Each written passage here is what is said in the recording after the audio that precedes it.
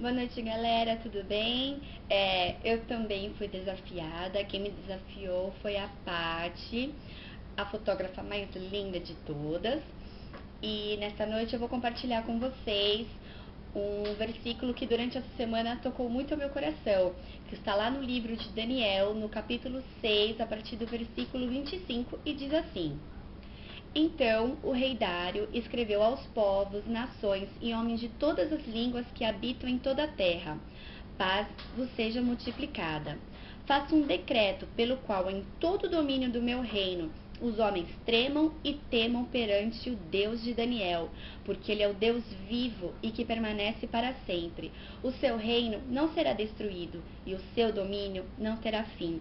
Ele livra, salva, faz sinais e maravilhas no céu e na terra. Foi ele quem livrou a Daniel do poder dos leões. Durante o período do reinado do rei Dário, ele constituiu alguns presidentes e dentre desses presidentes ele levantou a Daniel.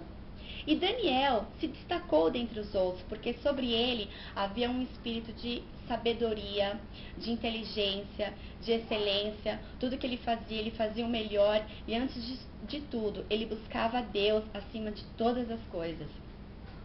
E com isso, os outros presidentes, sabendo que o rei, mais cedo ou mais tarde, estaria levantando Daniel em primeiro lugar para governar todo o reino, com inveja eles procuraram algo para derrubá-lo. E eles sabiam que Daniel temia a Deus e que ele buscava ao Deus vivo.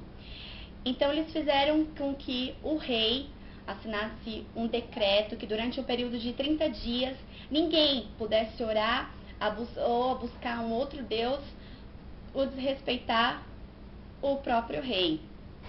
E com isso quem desobedecesse seria jogado na cova dos leões. Porém Daniel não se corrompeu. Ele tinha o costume de, pelo menos 3 vezes ao dia, ele na sua janela, ele se prostrava, ele orava e agradecia a Deus. E esses outros homens o perseguiram e viram e o levaram até o rei, né, apontando que ele havia confrontado uma lei que o próprio rei havia decretado. Mas como o rei já havia assinado, ele não tinha o que fazer. Ele então, perante todos, encaminhou Daniel até a cova. E o mais impressionante de tudo isso foi quando o rei pediu para que os homens levassem Daniel para a cova dos leões. Lá no versículo 16 diz assim: Então o rei ordenou que trouxessem a Daniel e o lançassem na cova dos leões. E disse o rei a Daniel: Que o teu Deus, a quem tu continuamente serves, que ele te livre.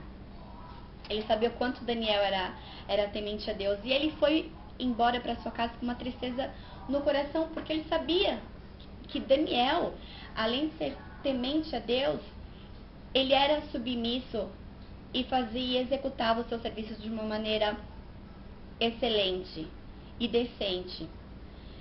E no dia seguinte, ele voltou até aquela cova para ver o que havia acontecido, e o mais impressionante, ele chamou por Daniel, lá no versículo 20, e diz: Chegando-se ele à cova, chamou por Daniel com voz triste, disse o rei a Daniel: Daniel, servo do Deus vivo, dar-se-ia o caso que o teu Deus, a quem tu continuamente serves, tenha podido livrar-te dos leões?